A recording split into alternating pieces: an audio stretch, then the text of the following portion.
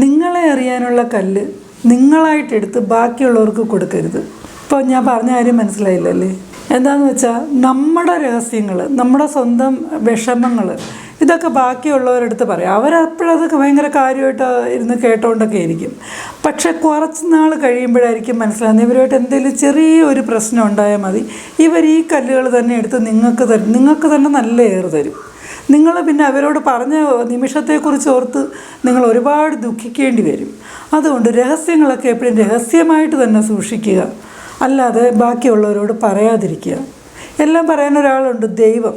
ദൈവത്തിനോട് നമുക്ക് എന്ത് വേണമെങ്കിലും പറയാം. ദൈവം അത് വേറെ ആരോടും ഷെയർ ചെയ്യത്തേയില്ല.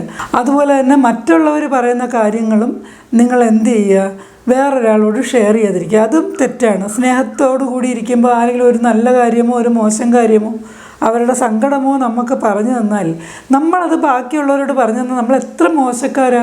അങ്ങനെയും ചെയ്യാൻ പാടില്ല.